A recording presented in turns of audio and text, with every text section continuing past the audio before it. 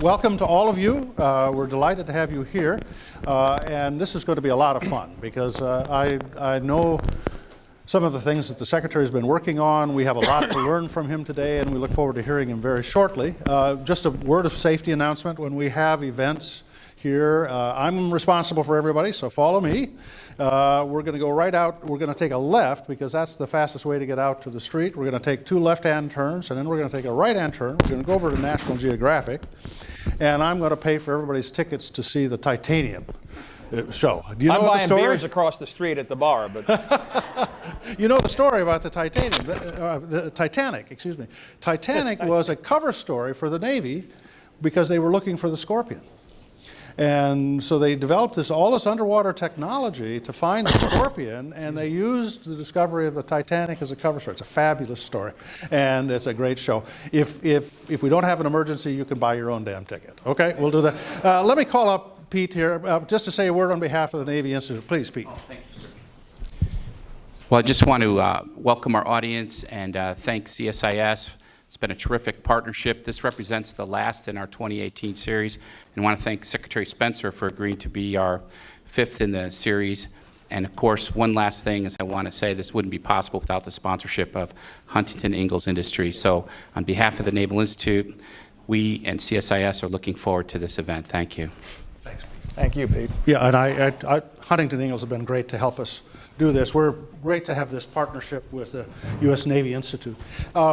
This is going to be a dialogue. I told the Secretary he didn't have to prepare a speech, but we're going to make this much more interactive. I'm going to get us started. I think that there are cards. I think that we've arranged for people to fill out cards, and I'll make sure that only the good questions get asked, but I get the privilege of kind of getting things started. And again, Secretary, first of all, before we begin, I think we should all say our condolences to you on behalf of the Navy Marine Corps family. Thank you. You had a loss last night. This happens. It's always painful, and I know that you and the Navy family are grieving today. Freedom is not free, John. Thank you. And if everyone could keep in their hearts and prayers, we lost one Marine that we know of, and we have one that's in the hospital, but we're missing 5 also. So yeah. C-130 and an F-18, and keep them in your thoughts and prayers, please. It is a risky business that we ask these people to undertake every day. So we're grateful for them, especially this season of the year. Secretary, we're going to explore widely things today. Let me just begin. I'm be slightly provocative.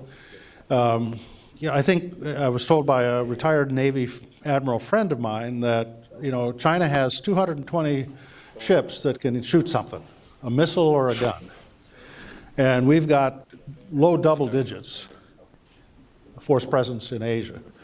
Have we already lost the competition? One, John, I would not expect anything but provocativism from you, so thank you very much. It's a great question, and it's one that's played out in the professional papers on a regular basis, but if we're going to do ship count, we actually have 147 over there. Not all can shoot. But here's something that I want to open up on that started with the National Defense Strategy, which is underpinning the National Security Strategy. We have the 3rd and 7th fleets over there with many more than 20, the low double digits that are quoted every now and then. But the second line of effort from the Secretary of Defense is a robust constellation of allies and friends. And people ask me from the day that I started, what is their biggest surprise? And besides what I've always said, which is the biggest surprise I had was I thought I had a good handle on our readiness issue. I was completely gobsmacked on how wide and how deep the readiness issue was. We've come to level ground on that, and we can get into that later. But the second biggest surprise is how much work the Navy does in embracing our allies. And I think it goes back to the history of large gray ships sitting in people's harbors with the American flag flying off the back like other countries. But we have really done some yeoman's work and moved the needle, plowed the field, whatever analogy you want to use, in enhancing our relationships with our allies. So when we talk about areas of the theater around the world, Yes, there is the Navy count, but you have to factor in also our allied count. We are doing more coordinated efforts with some of the uniforms I see in the room right now than we have in the last 20 years. And I'm talking about meaningful exercises. Malabar, Trident Juncture, they go on and on. But that is how we should really look at the world going forward. Not that we're abandoning 355, it's law, I get it. But it's a portfolio management, and what I like to use as a footnote to 355 is we also want to look at the global armada of allies and friends. Yeah, thank you. That's a splendid answer. And I really was in a conference the other day, and a very senior Chinese vice minister said, we just don't have allies like you. And that is a huge asset for us. One of the great myths in public policy is that the military services don't plan for the future. They plan for the past, that they get ready for fighting last year's war. That's really not true. If you think about the Navy's history, in the late 1920s, early 1930s, the Navy did really remarkable strategic planning, about World War II. We're looking forward. Where are you doing that kind of strategic planning now, Secretary? You're referring to the solariums and the efforts like that the Navy did, and I truly believe Enterprise Navy is a naturally intellectually curious organization. When we went into the VEO mode, fighting violent extremist organizations, I will say that we, in retrospect, I think we did atrophy a bit. We now have the great power competition that we're facing, and it's an interesting time. I'm going to be very, very candid here. I just referenced the size and depth of the readiness hole, which at the end of the day, my priorities are to fill my requirements right now, today. That's my most immediate charge. And strategy is the photo finish to second, don't get me wrong. But as we all know, you can get involved with the battle right in front of you. Balancing this has been a challenging effort, to be very frank with you, because the calls of readiness have been quite loud. We are doing it. I was just up at the Naval War College in the Halsey Group. There's some fascinating thinking, challenging conversations going on. One of the things that I started after my, if August was my anniversary, we'll call it the second year, is to have, quote unquote, the conversation. And the conversation goes to absolutely every platform, tactic, strategy that the Navy has. We've talked about where does the carrier go in the future? A subject that, if the Navy has a third rail topic, that might be one of them internally. Dynamic force employment, TAC-air mix. These are conversations that are emotionally loaded, and sometimes, I will say in the past 10 to 15 years, the conversations have not been that terribly productive. We're saying, okay, check your emotion at the door, bring a data-centric, data-informed argument to the table. We are having these. If I could share with you what we've gone through in the TAC-air mix with the Marine Corps, we might not end up anywhere differently than where we are right now, but I will guarantee you the conversation along the way has produced 7 different aspects on how we address the TAC-air issue within the naval forces. And that right there is worth everything. So when you talk about strategic thinking, it's not just the CNO and I and the Commandant and I having a solarium and talking about validating what China is going to be in 2040, which we are doing, but it's also how we are thinking at the tactical level and how we are thinking at the asset deployment level and how we are thinking at the asset management level. We are trying, and believe it or not, this is, a lot of you will just sound like a brilliant flash of the obvious, but if you go back to the 40s, but I'm going to go further. I'll say 50s, 60s, and 70s, the Pentagon was probably held at the highest arc of one of the best risk managers in the business. We have wandered so far away from that, we've tried to get risk mitigation rather than risk management. And coming from the financial world, where I was always brought up, risk is actually your friend if you understand it and manage it. It's not a friend in the building, but we have to understand and manage it in order to get our basic best effect with the resources that we have. The most expensive solution is zero risk. In fact, I will tell you we can't afford bringing risk down to zero. We can if the answer is just don't do it. That's not an option. We have to get back on track to understand the risks that we have so we can go in with the 80 to 85% solution, be a quick learning organization, and correct ourselves quickly as we go down the path. It's taking too long and too much money to get risk down to 90% or 95%. Secretary, you said that getting readiness, getting the ops up to snuff is the highest priority. I fully understand and support that. You know, back in the 30s when the Navy was doing this remarkable strategic planning, it had real consequences. Down in Norfolk, they built what was at that time the world's largest dry dock. And this was 8 years before the war. Okay, we anticipated what we were going to need. Strategic investment. What are the strategic investments that the Navy needs to make now? It probably may not be physical. You know, it may be psychological. It may be cyber. I don't know. What are the strategic investments you are having the Navy make?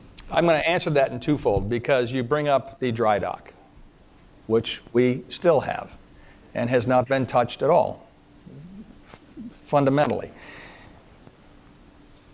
We talked about this in the hallway, John, and I'm going to get to your question, but I want everyone to understand what we're really looking at right now. We are at an inflection point as we shift from using F-22s with Zuni rockets to shoot one person off a bicycle in a VEO environment to the great competition, the great power competition.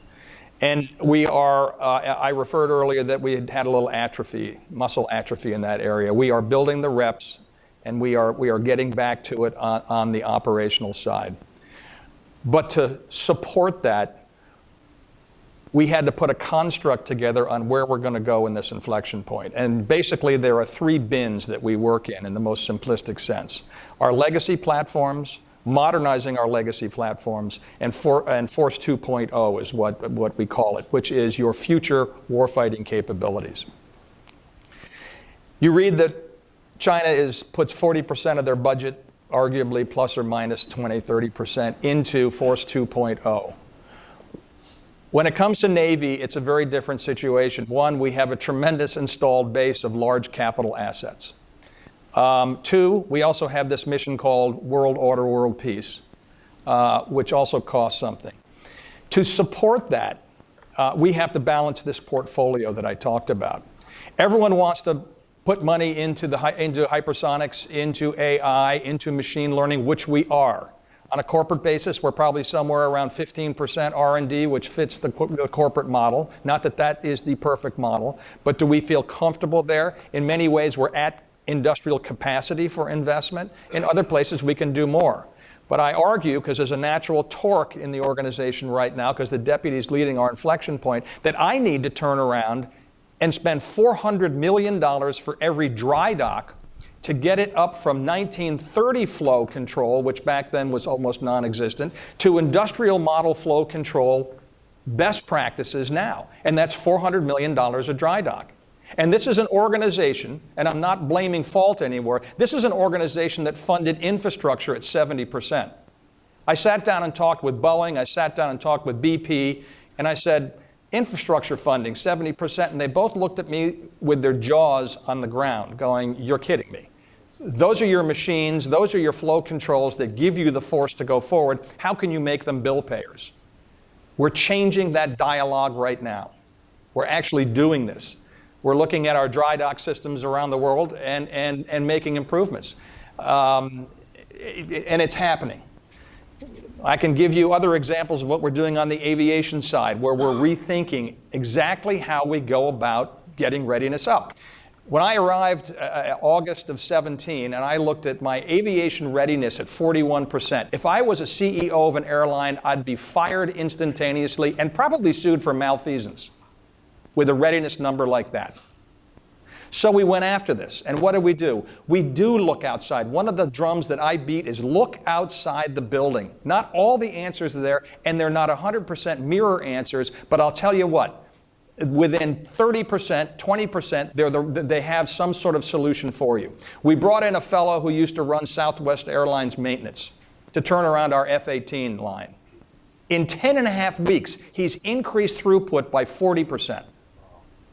And he's just started. And what's fascinating is this is in the depot area. And without getting too much in the weeds, everyone always criticizes the depots as being the slower leg of the maintenance chain.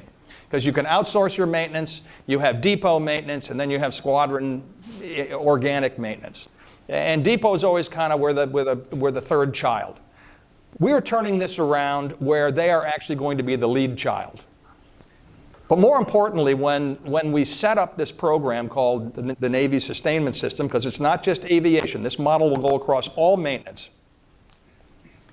The employees got the message, saw the first iteration, and came in over the weekend to do the painting, to do the cleaning, to do the reestablishment, the physical reestablishment of how the flow would work. And the reason I bring this up is we have an amazing workforce. And you just have to provide them guidance. You have to provide them the long-term goal that they're going to reach to. And also tell them that, you know what? We want to get to 341 F-18s up by October of 19. And rest assured, I always stand up and finish the sentence for the Admiral, that goal will change to 410 on the next day because we're going to get better. And this is the continual learning, continued process drive that we're under. We're in the nascent stages of it, but the initial feed is working. We're also investing in people. You'll hear the Navy roll out Sailor 2025. Our biggest expense, because they are of the greatest worth and value to us, are our people. We have to get the systems in place to make sure that we are operating in the most efficient level to keep them engaged, challenged, have a career to stay in the Navy and Marine Corps after we train them. Besides that, John, we're doing all that you would expect, AI, directed energy, what I call Force 2.0. They're not only physical investments, they're strategic investments to go forward. Secretary, your answer stimulated an idea I've always been troubled by, and let me ask you, because you had a career in finance. One of the great problems we have is we've got this very rigid public financing of the Defense Department. You can't lease. You got a full fund. I mean, you had tools, financing tools in the private sector. We deny ourselves. We've got to break through that. Is this something that you're willing to take on? We're going to have to. I'm going to give you two answers. John Lehman did, I think, the last big commercial ship buy, used ship buy, when he was Secretary of the Navy. And he put it together, interestingly enough, with Wall Street on 5-year leases. And then Congress immediately took away 5 years leases. It's called the Metzenbaum Amendment. Yes, you all remember that? Exactly. We have to tackle this. But here's why I have hope in tackling it. As I look at what we have done inside the building, we kind of go up in erratic sparks of arguments. We have to go up with a complete business case. And let me give you an example. We've been working with industry. We've changed the dialogue with industry. And that's what we did day one. After looking at how it had been working, we really had been driving the concept of the best money can buy from the lowest bidder. We have too many problems at hand to sit there and just contract for a requirement we come up with, and we turn around and say, this requirement is carved in stone. I actually, and I say this half jokingly, would love to change the requirement term to the guideline term. Because the fact of the matter is you're asking an amazing organization, our suppliers, who have great gray matter, to help solve a problem that we have. Why wouldn't you provide the latitude for the solution in a perfect world? Don't get me wrong, we have some issues, on the first leg to spitball and say, you're asking for a jet that flies to replace the P-3. If we want to do commercial off the shelf, we have a 737, we can load that up, and we can get you at this price. And we turn around and go, nope, it has to carry this torpedo, make it 10 feet longer. Are you kidding me? Are you kidding me? And we do stuff like this. And Boeing, now, we had to redo this conversation because we want to make sure that while we have to be a responsible client, they have to be a responsible provider. My conversations with them are, sit with us and go, hey, before we do this, you knuckleheads, do you know what this is going to cost you? Now, that's counter to their order pad being out, which traditionally they love the change order. That's where they make the money. We have to have this long-term understanding. And we haven't really had it. We've had contract by contract. We have to be able to have that discussion so when we go to the Hill, we have a business case to present. We've been working with Huntington Ingalls side by side on this 2-carrier buy. We'll see what happens here. There are some very good numbers. That's just the beginning of what the discussion is. The discussion is possibly, let's do a 2-carrier buy, and you know what? We're going to get the Joint Chiefs, we're going to get Navy and NAVC, we're going to get industry, and we're going to sit down in January and go, what does the next carrier possibly look like 8 years out?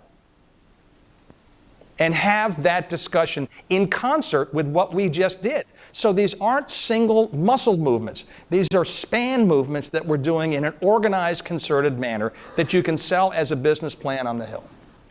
Secretary, let me spin the globe. Let's go over to the South China Sea. I remember. Anything going on over there? Yeah, we had President Xi rather solemnly promised President Obama that he would not militarize these islands they built. Well, that wasn't true. What does this mean for the Navy? It was very interesting. Yesterday, I was with an old lunch partner of mine, Dick Cheney, who also lives out in my hometown, and we have lunch every Wednesday. There's a group of us. And it was great to catch up at the Cathedral of George Herbert Walker Bush's service. But he said, you know, Richard, God, it was much easier than I had it. We had the Cold War with an enemy that we didn't trade with. You have someone you're trading with and the economy relies on. It's a little more complicated. Yes, it is. And my approach here is we have to work. The reason the Navy is here and the reason your whole Department of Defense is here is to prevent by year, month, day, any sort of hostilities sparking up so the rest of the whole of government can provide a solution that is non-kinetic. And that's exactly how we're looking at it at the DoD. We have to use every single effort we can to see how we can come to a copacetic living arrangement with China, where they acknowledge that there's a rule-based society, and and you should walk in their feet. I'm not defending them, but everyone should walk in the enemy's feet or the competitor's feet to understand what they're thinking. They're saying, hey, I wasn't around when you guys developed these laws. They mean nothing to me. Well, you know, everyone wasn't at one point in life. We have to be able to see how we can come together on a rules-based, long-term, copacetic environment. Now, to your question, John, what is the Navy doing? We have a clear charter that you all know. We use FONOPS, Freedom of Navigation Operations. We will exercise those on a continual basis for many reasons, to prove the fact that these are open waters as defined by the international community.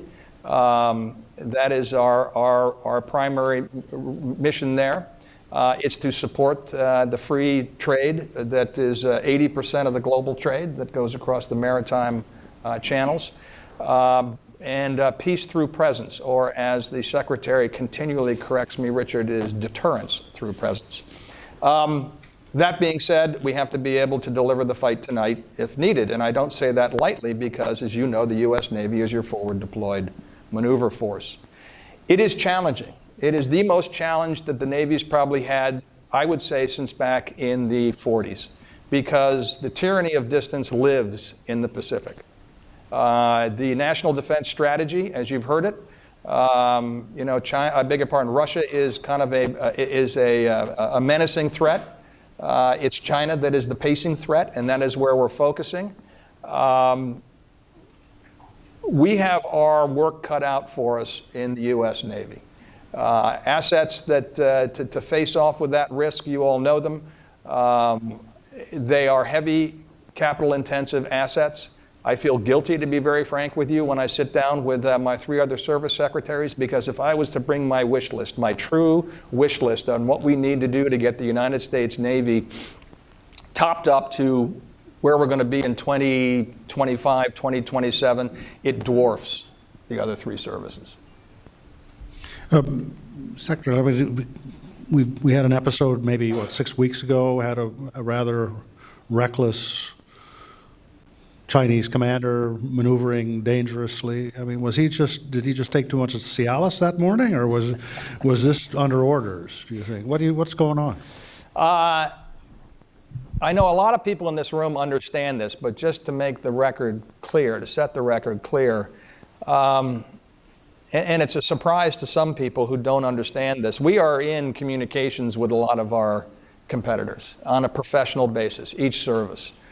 We talk to Russia on a regular basis in the Bering Straits for the safety of traffic.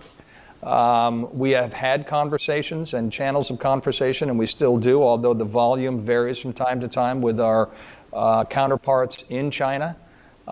We have to make sure that we continue those and enhance those when we can, the professional communications, to prevent the errant one captain from causing the international crisis. That is the overarching comment. And you feel there's a consciousness of that risk on the Chinese side, that they're open to that communication? I truly do believe they are. We've had conversations. There is an understanding. There's head nodding.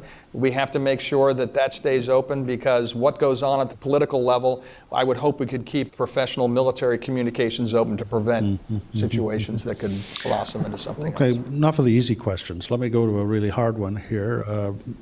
The president said he would like to create a fifth service, a space service. Each of the services it impacts, of course, the Air Force much more intensively, but each of the services has important equities in space. Where are we?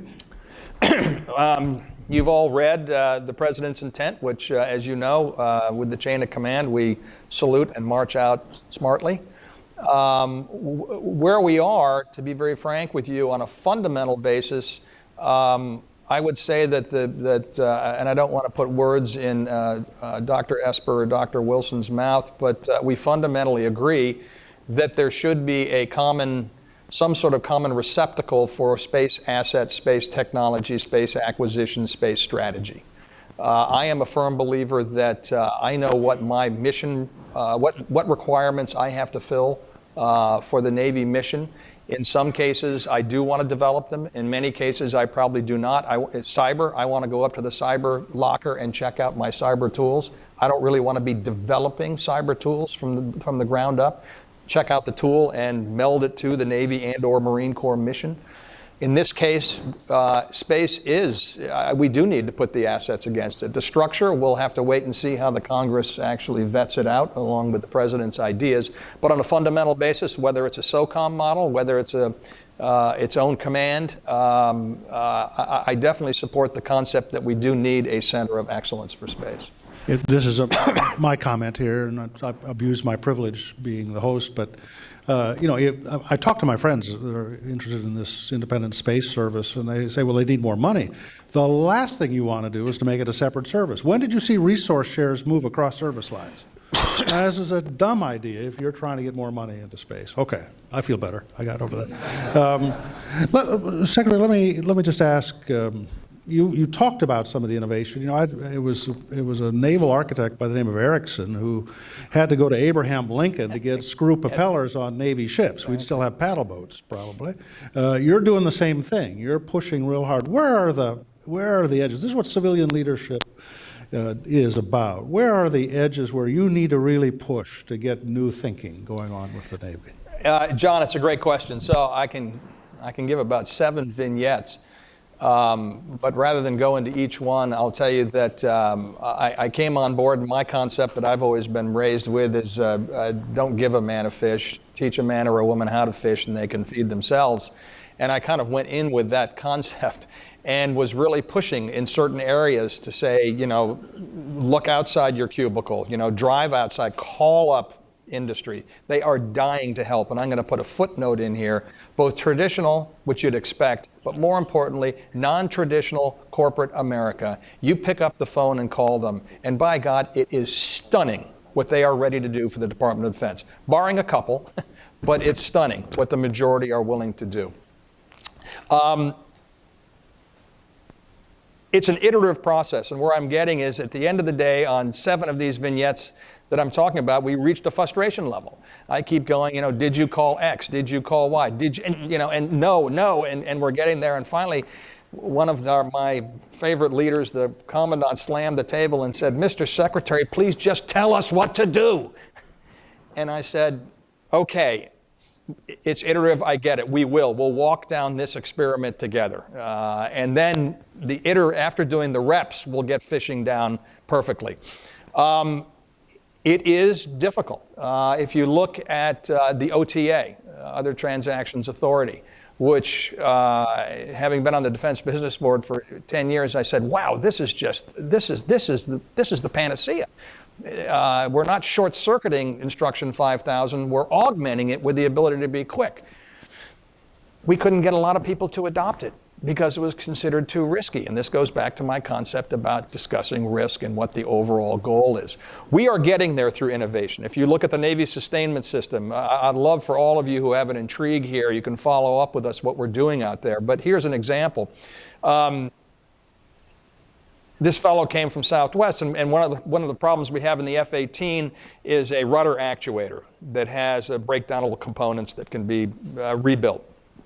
And it's a critical part, and it's a gating event, and was one of the reasons that I had such horrible availability in the F-18 world. He's going through the process of how this part gets fixed and distributed to the fleet.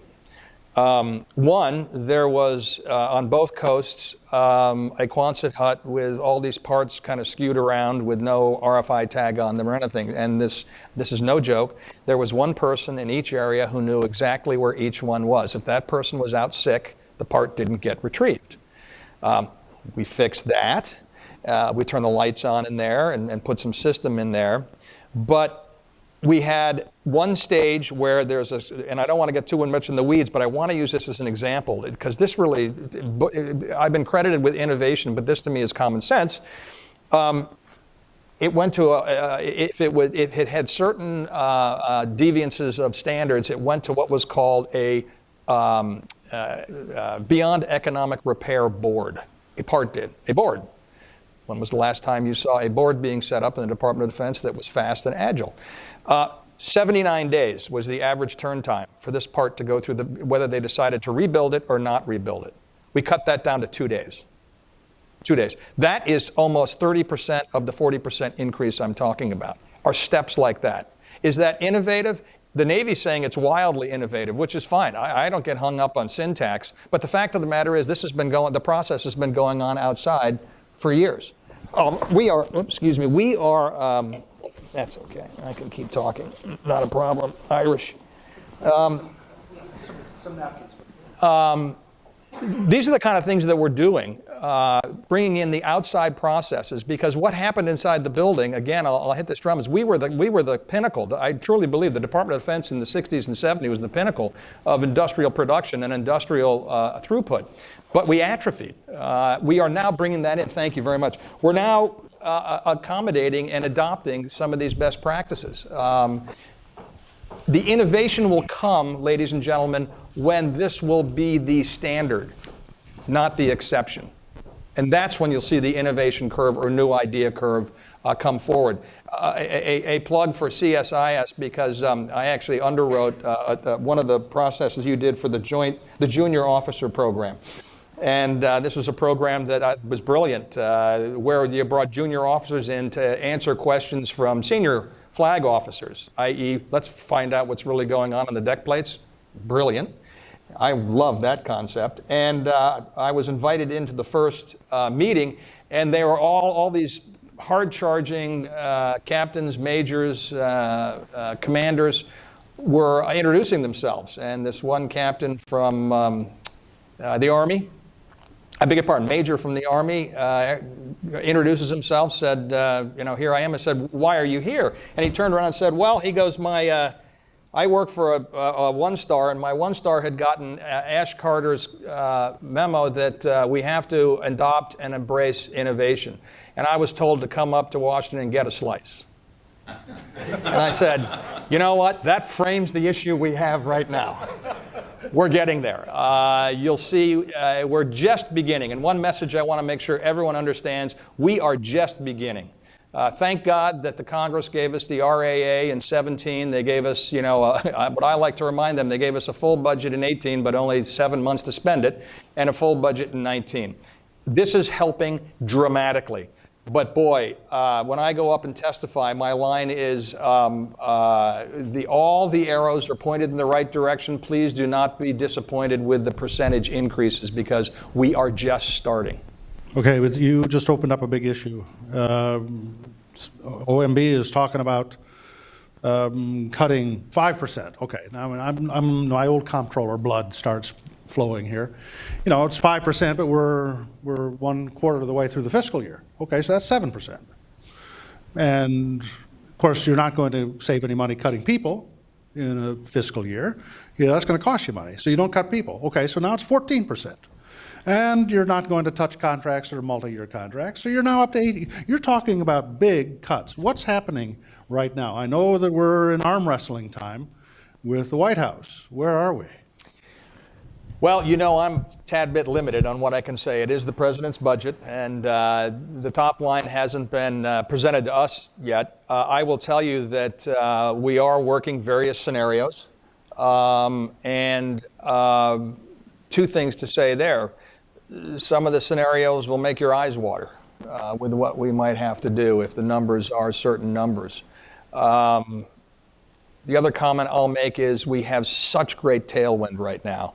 And we've laid the foundation and spent this money to get us going in the right direction. The bicycle is up. We are pedaling. Please don't knock us over. The waste would be absolutely stunning.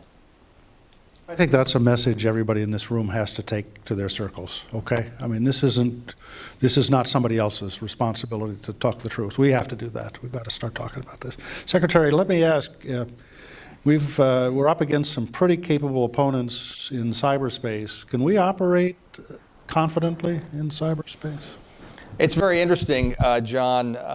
In my previous job, and for those of you who don't know, it was an electronic-based trading company that we were kind of one of the first ones out of the gate, and then we brought it to scale. We would have people come in and sell is a strong word, but go, you know, Mr. Spencer, we can do this, this, and this for you out in the cyber world. And I said, what do you mean? And I said, well, you'd be buying protection, not in a hostage basis, but if someone went after you, here's how you can retaliate. And I literally remember, and he said, we'll do, and I said, this is beyond me. I can't believe you can do this. And he says, okay, Tuesday at 12 noon, watch what happens to one exchange. And we forgot about it. And the following week, we had our afternoon wrap-up, and it was Tuesday, and someone said, did you see the XYZ exchange went down for denial of service for 1 minute at noon? And I went, okay. I think I get this, and where am I going with this? We've been given some new authorities, but one of the things that I learned then, and anyone who's in the cyber world knows, you have to be offensive and defensive. You simply can't be defensive, because to hone the skills to be good defense, you have to be out there in the offensive theater. We've been given some authorities to do that. We are in the right direction for addressing it. My question is, where are we going to continually source the talent? Because the talent is changing faster than we can manage with our own folks. So this is truly going to be a public-private partnership going forward. You're supposed to be writing questions, and I'm coming toward the end of my list. Hold up if you've got questions. We'll pick them up. Let's just get around and pick them up and then bring them up to me so I can, while we're waiting to get that. Yeah, there's all kinds of stuff here. While I'm waiting on that, Secretary, I know that because I was asked to look at it, and I don't want to get in front of you, but you're looking at major review of professional military education. Yes. I realize you haven't yet released anything. You're not yet in a position to do that. Can you tell us kind of your concerns, philosophy, sense of direction here? So one of the things that I learned early on in my life is when you have a problem, don't just address the problem, see what the root cause of the problem is, and spend your resources addressing the root cause. And the problem will then go away, either over time or you can do resources on both. When I look at some of our issues that we are addressing going forward and some of our challenges, I look at education, professional military education within the Navy. first, and then I look at it for my fellow services and all of government. We have 4 major institutions under the Navy Marine Corps team umbrella. We have the Naval Academy, we have the Naval War College, we have the Naval Postgraduate School, and we have the Marine Corps University, all accredited institutions. Are we teaching the right thing on a fundamental basis? How are we teaching the right thing? Are we resourcing these institutions correctly? Are they aligned correctly? Here's an example. For whatever reason, I don't like to go through life, as Marshall McLuhan said, driving through the rearview mirror. The fact of the matter was, in a previous iteration, someone wrapped barbed wire around the Naval Postgraduate School because of an indiscretion. We've unwrapped that barbed wire, and what is the Naval Postgraduate School going to be going forward besides one of our premier primary professional education institutions for our naval officers and others in the government? It's going to be a research crucible, and here's what I was getting at. When I go out to speak to some of my old venture capital friends from my previous career, they say 2 things. They say, 1, could you please stop the venture capital tourism? Admirals and generals sitting in beanbag chairs of my portfolio companies thinking they're innovating does not do anything for me or for them. So please stop that. 2, we have to figure out how we're going to have a relationship going forward. We've DIU, we've dropped the X now, it's institutionalized. DIU is out there, Incutel's out there, we have a whole bunch of examples, DARPA. But I sat back and said, okay, and this was one of those things that pops into your head while you're taking a shower. I said, wow, what better way to really start to cement relationships than to research together? And research together with the concept of having an SRI model, a Stanford Research Institute model, and this is what you talk about putting together a whole business plan, John. We're going to have to get legislative approval for this, where you can actually benefit from the intellectual property. Those authors of it, both inside government, the private side has no problem, but inside government can actually be compensated in some form or another for the work that they do. I ran this by 7 primary technology providers on the West Coast, major technology. Every single one of them to a T said, we are in.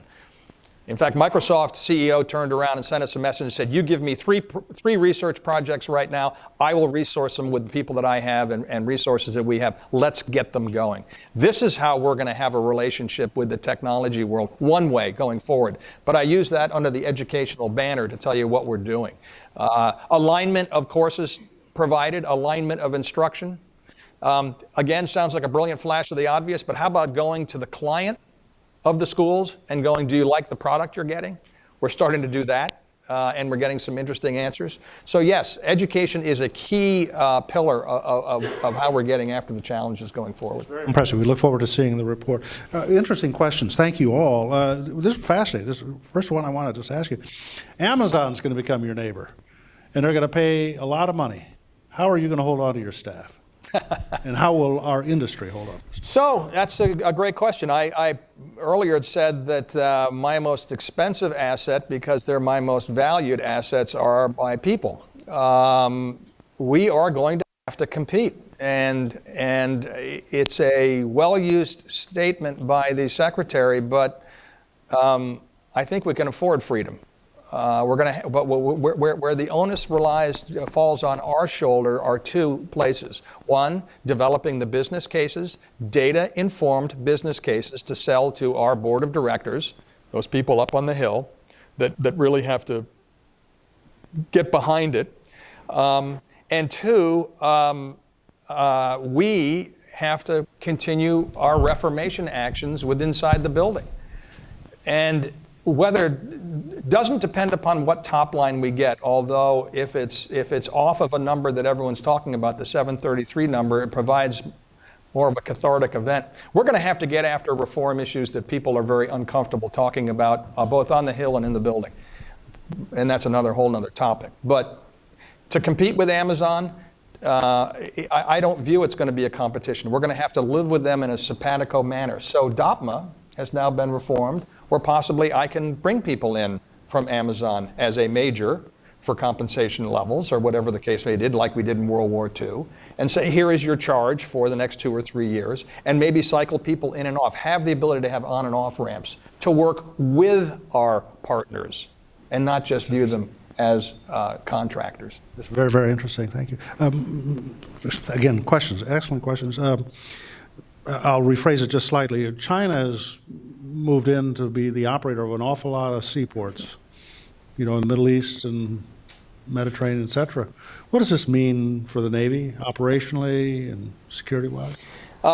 It obviously adds another layer of complexity to one of the missions, which is global peace and the keeping our maritime lanes of communication and trade open. This is the one thing that studying China has done to me is realized, and this another brilliant flash of the obvious, because you've heard this over and over again, they have a much longer term point of view than we do.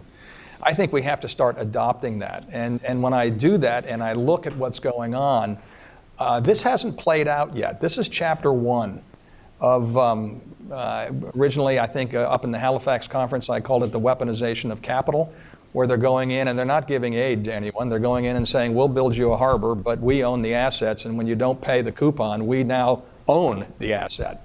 We're taking it from security to actual ownership. Sri Lanka, keep an eye on Sri Lanka. That's stage 2. They actually claimed it. Now you're hearing, will there be nationalization? It's going to be very interesting to see how this plays out. This is not a slam dunk, done and over.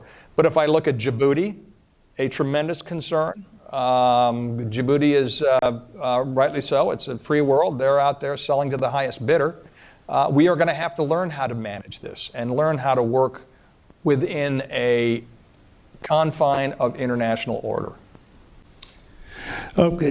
Secretary, can you update the progress on the FFGX and what's being considered to ensure interoperability with allies? Yes. This actually is a fascinating project, which started obviously before I got there.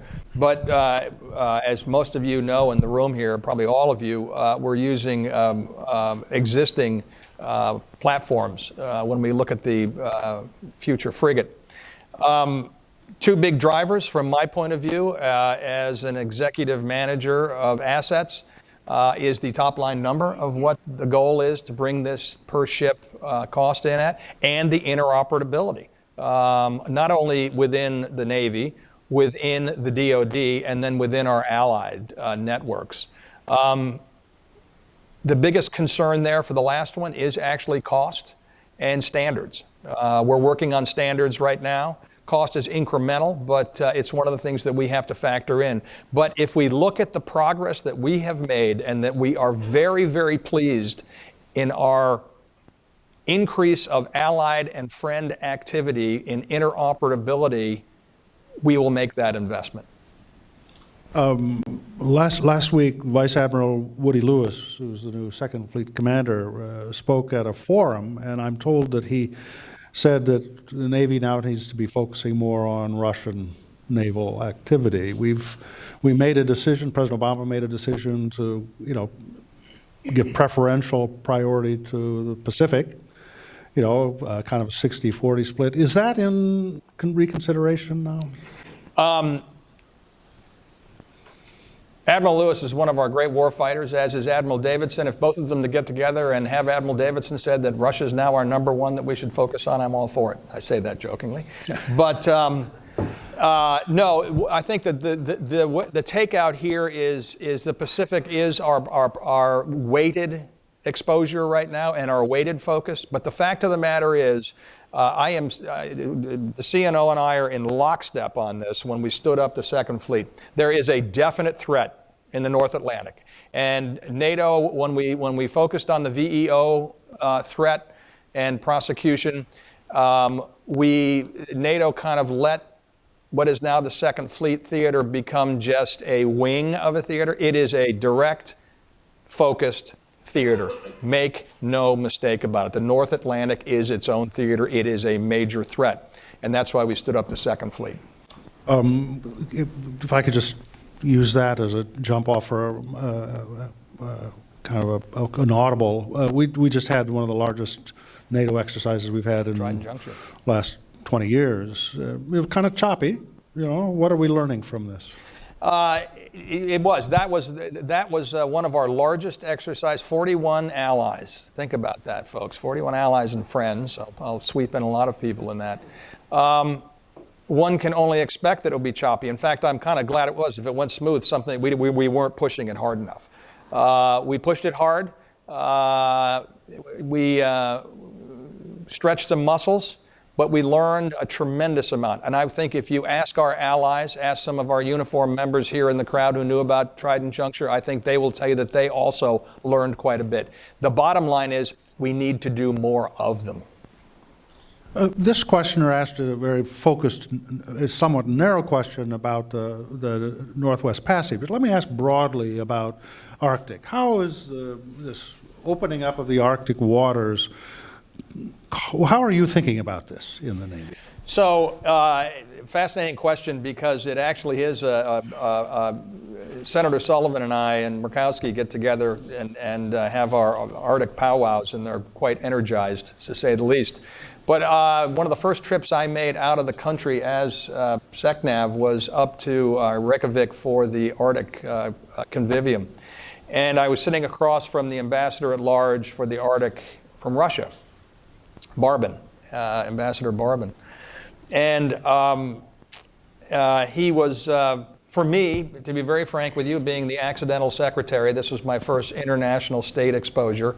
He was being Boris from Rocky and Boris. He was right out of central casting, denying absolutely everything, misunderstanding by the West, smearing us. And at lunch, we take a break, and the Swedish ambassador, the Swedish Minister of Defense, comes up to me, and he goes, "You're thinking about leaving?" I said, "Well, we're talking about flowers growing up there and how we're all going to work together and hold hands and sing Kumbaya." I said, "This is if the second half is like this, I'm really not that tremendously interested unless we can do something meaningful." He goes, "Screw on your wig. Wait till you see how we open up the second half." At which point, after the lunch was done, Peter opens up and says, "Mr. Ambassador, you've repaved and lit up five strategic air bases in the Arctic. You have 10,000 Spetsnaz operating up there right now, and you say nothing is going on. I call you a liar." And that's how the afternoon started. It was a fascinating conversation because you saw the alignment going up about the threat. And the threat is back on. The Arctic is an area, ladies and gentlemen, that we must focus on. And again, you talk about, I'll go back to where I feel guilty because it is in my wish list. We need to have a strategic Arctic port up in Alaska. We need to be doing FONOPS in the Northern Passage. We need to be monitoring it. We have cruise ships going up there. You know, the secretary always says, "Tell me what keeps you up at night." One of the things is, can you imagine a Carnival Line cruise ship having a problem and the Russians do the search and do the extraction? You know, we could be doing this. We need to focus on this. But it's resource management, and I understand that. But we need to sell the business plan to our representatives so they fund it appropriately. Everyone's up there but us. I mean, we're under the water, don't get me wrong. We've been up under the water since the 60s.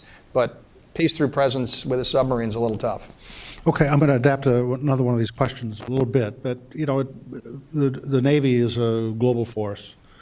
Cyber is seamless, no boundaries, and yet we have chop lines and AORs. How do you integrate this? It was great.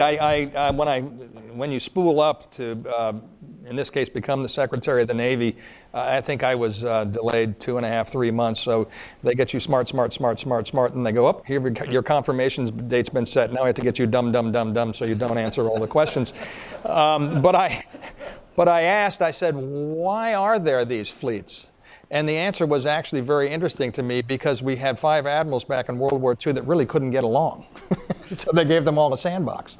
The fleets are becoming obviously more interoperable amongst themselves, and while that might sound kind of shocking, it's the truth of the matter is the theaters were very separate and chopped.